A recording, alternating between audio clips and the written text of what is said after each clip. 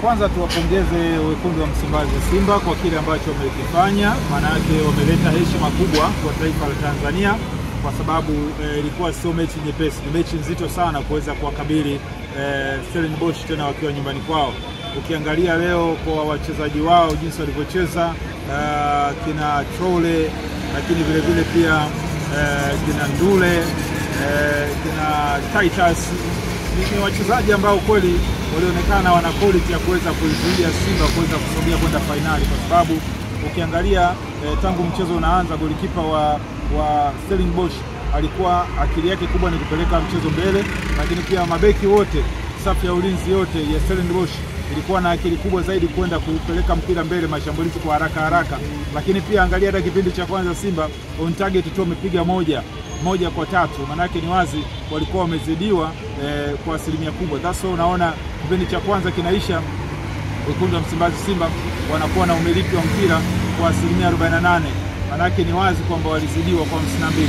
Kwa hiyo niseme tu kwamba mchezo huu apongezwe sana Fadlu kwa mbinu zake, kwa sababu amekuwa ni kocha ambaye ameifikisha Simba pale ambapo wengi walikuwa na kiu kubwa kuiona Simba inafikia malengo ya kucheza fainali kombe la shirikisho.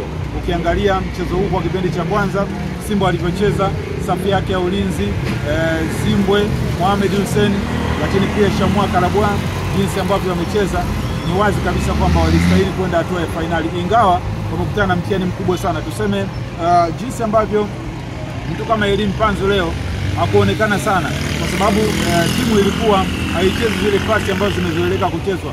Unaiona Simba mara nyingi ilikuwa inapoteza mipira mingi sana, kwa sababu target ya Simba leo ilikuwa si kupeleka mashambulizi mbele zaidi, lakini badala yake ilikuwa ni inacheza katikati na kujilinda, alafu mbele wanaacha mtu mmoja. Sasa unaona kipindi cha kwanza alikuwa anaachwa Deswa Mukwala kule mbele, alafu pia Elim Panzu mara nyingi alikuwa anatokea nyuma kuja kuongeza nguvu kwenye viungo pale ili kuvusha mpira mbele, lakini unapofika mbele unakutana na katikati pale kuna wachezaji wagumu sana, kina Titus jinsi ambao walikuwa wanafanya kazi kubwa pembeni kule, wanatokea wanafanya vitu vikubwa sana, kina Trole jinsi ambao wamefanya ubora wao leo kuonekana kwamba ni mchezo mgumu. Lakini Simba kwanza Jisha Zewa pamoja alitukana sana katika mechi ya kwanza, manake bao lake ndio limeipeleka Simba fainali. Hiyo tukubaliane, wakubali wakatae, bao la Jisha Zewa ndio limepeleka Simba fainali. Manake ni clear kwamba Simba inabidi wamkubali kijana wao.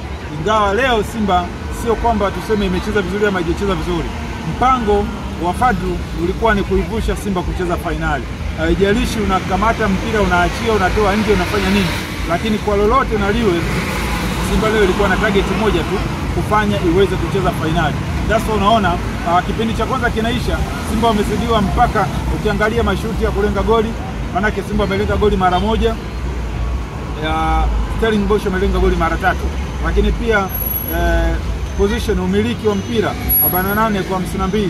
Lakini angalia pia mipira ya kona, jamaa wamepiga kona nyingi zaidi kuliko Simba. Mipira ya kurusha wamerusha zaidi kuliko Simba. Angalia hata pasi kipindi cha kwanza wamepiga pasi 129, alafu Simba wamepiga pasi 111. Maana yake hii ni tafsiri kwamba kwa asilimia kubwa viungo wa Stellenbosch walikuwa wanaumiliki mpira. Unaona namba 129 kwa Stellenbosch, alafu 111 pasi za wekundu wa Msimbazi Simba. Maana yake nini? Kina Kagoma pale katikati, wao walikuwa kazi yao ni kwenda kuchafua tu. Yaani waliamua wasifanye ile timu iruhusu mashambulizi zaidi. Ingawa kuna wakati mashambulizi yalikuwa yanaruhusiwa yanasogea, lakini angaliwe sana jinsi alivyocheza Kagoma na huyu Ngoma. Fabrice Ngoma ni bonge moja la mchezaji ambaye tunasema huyu Simba kweli wamelamba dume. Kiangalia kwa namna ambavyo alikuwa anacheza leo, alikuwa sio kwa Simba ilichokifanya sio kwamba ilikuwa inajua kwamba itashambuliwa kwa kiasi hiki, lakini wao walijua kwamba pamoja na kushambuliwa kinachotakiwa ni kupata matokeo. Fabrice Ngoma kuna wakati anaongea na wachezaji wenzake, tulizeni mashambulizi, tulizeni pressure, hakikisheni mpira mnauzima, mnauanza nyinyi. Lakini pia golikipa kama ambavyo alikuwa anafanya leo, Pin Kamara, bonge moja la mchezaji. Nadhani hii ndio tunasema ameleta challenge sasa kwa mchezaji kama golikipa Aisha Manula, kwa sababu mipira ya juu amekuwa anaiwini sana. Leo ameokoa mipira kama 5 hivi ambayo leo ilikuwa inaenda wavuni kwa Simba. Karibia goli 5 leo zingefungwa kama pini kama asingekuwa vizuri, lakini nimehesabu kwa haraka mipira ya juu ambayo alikuwa anarusha anacheza mipira kama 4 ameicheza. Na ukiangalia ni mchezaji ambaye alikuwa mwisho wa siku mpaka anataka kuikosti Simba, sio kwamba alikuwa anapenda, lakini alikuwa anasababisha kwamba Simba itulize mashambulizi.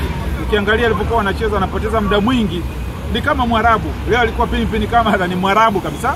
Juzi alipokuwa anacheza akiruka hewani kaguswa bega kalala, akiguswa hewani kapanda kidogo kaguswa kiuno kalala. Kwa hiyo alikuwa ni mmoja ya mtu ambaye amesababisha leo Simba ipate matokeo. Lakini vile vile kipindi cha pili tunaona Fadlu anamtoa Mukwala dakika kama ya 58 hivi 62, anaingia Lionel Yateba. Maana yake kuingia kwake alikuwa anaifanya Simba sasa iwe sniper, yani pale katikati uhakikishe kama mchezaji kama Kibu Denis alikuwa na uwezo mkubwa. Kibu Denis ni ule tu wa kucheza barani Ulaya, akibaki na mtu mmoja anamlazimisha kufanya makosa. Ndicho ambacho kimetokea leo. Kwa mfano, angalia tu dakika za mwanzoni kabisa kama dakika 4 ya 5 hivi. Simba kama ingekuwa VAR papatu maana yake Simba alikuwa anaandika bao. Anamuadaa vizuri mwamuzi anaweka tuta, lakini mwisho wa siku VAR inakuja kuamua kwamba alikuwa tuta sahihi na linafutwa. Lakini pia nao Simba hivyo kuna wakati mpira unamfuata beki wa Simba, unamgonga mkononi, na baada ya kumgonga mwamuzi anaangalia anaweka tuta. Alipoenda kwenye VAR pia mwisho wa siku linakuwa sio tuta. Lakini mbaya zaidi zile dakika za mwisho lile goli lililofungwa. Hebu angalia kwa sisi Tanzania, maana yake tungesema lile tayari ni kamba, lakini wale wamekuja kuangalia wakaona mchezaji alizidi hata pua tu. Mwisho wa siku mpira goli lile linafutwa. Maana yake VAR pia leo imewanyonga Afrika Kusini wenyewe na kuwanufaisha Simba. Kwa hiyo hii ndio inaashiria kwamba ni mambo ambayo yalikuwa yanaonekana kweli kabisa yanafanyika vitu vizuri. Hata ukiangalia mashabiki wengi wanashangilia kule, wanafurahia ubaya ubwera, lakini yote kwa yote Simba leo imestahili kuweza kushinda, kupata hatua ya kwenda finali tuseme. Maana yake ushindi ni ushindi tu, imefanikiwa sana kwenda finali. Kikubwa mchezaji ambaye huwezi kuacha kumtaja ni Yusuf Kagoma. Yusuf Kagoma amefanya vitu vingi sana pale katikati leo. Lakini mbali na Yusuf Kagoma pia ukimwangalia Kibu Denis amefanya vitu vikubwa sana leo. Kwa hiyo niseme tu kwamba Simba imestahili kwenda hatua finali, na mwisho wa siku imeweka rekodi, kwa sababu siku kadhaa hizi timu pekee ambayo ilikuwa imefika finali shirikisho barani Afrika ni Young Africans, ambao walikuja kutolewa pamoja na kushinda, lakini walitolewa. Sasa mwisho wa siku Simba nao wamefika hatua ile ambayo Yanga walifika. Kwa hiyo sasa swali la kujiuliza, Fadlu anaweza akaipa Simba ubingwa wa Afrika? Na hiyo ndio ndoto yake Mo Dewji, ambaye hivi karibuni alizungumza na target kubwa ya kuifanya Simba iwe timu ya kwanza kuchukua ubingwa wa Afrika. Kwa hiyo tuwapongeza Simba kwa kile ambacho wamekifanya. Wamestahili, wamecheza kwa nidhamu kubwa sana, discipline kubwa sana, ambayo mimi kwa siku kadhaa za hivi karibuni sijawahi kuona Simba ikishambuliwa kwa kiasi kile ugenini.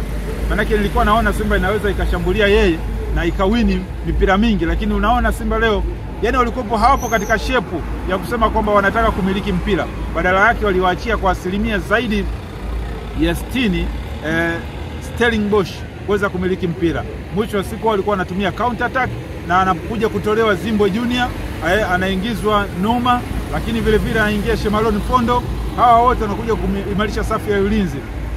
Anatolewa anaingia Deborah Fernandez, anakuja kuongeza kiungo pale katikati. Kwa hiyo niseme yote kwa yote tuwapongeze Simba kwa kile ambacho wamekifanya. Heshima kubwa imekuja taifa la Tanzania. Kwa maana hiyo tunataka kusema kwamba Simba inaenda kukutana na Berkane ambao ni wa moto kinoma noma, ambao wametoka kumpiga mtu goli 4, na saa 1 leo jioni wanacheza.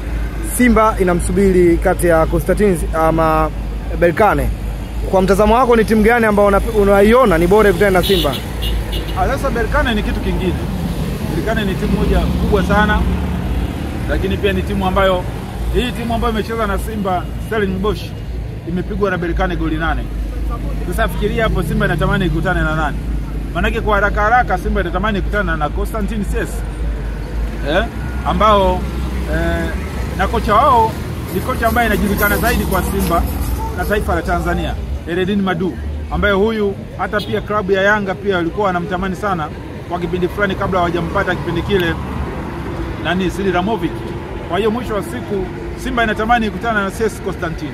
Mbaya ukiwauliza, ingawa ukiwauliza sasa hivi wengi watakwambia yeyote aje, lakini ukikaa chumbani mwenyewe uhakika kabisa Simba ingetamani kukutana na Constantine kuliko Berkane, kwa sababu Berkane ni klabu ambayo kwa sasa ina kila kitu cha kuweza kustahili kuwa bingwa na amechukua miaka hivi karibuni mfululizo. Kwa hiyo ni wazi ana quality, ana wachezaji ambao wana ushawishi mkubwa, wana uwezo mkubwa kwa staili zote waweze kuchukua ubingwa wa Afrika shirikisho. Lakini Simba nao siaba, pengine Mwenyezi Mungu ameamua labda safari Simba iweze kufika hatua ya fainali kama hivi ilivyofika na sasa kuweza kuchukua ubingwa wa Afrika. Subiri tuone. Shukrani sana, Mwenyezi Mungu akubariki sana. Asante sana.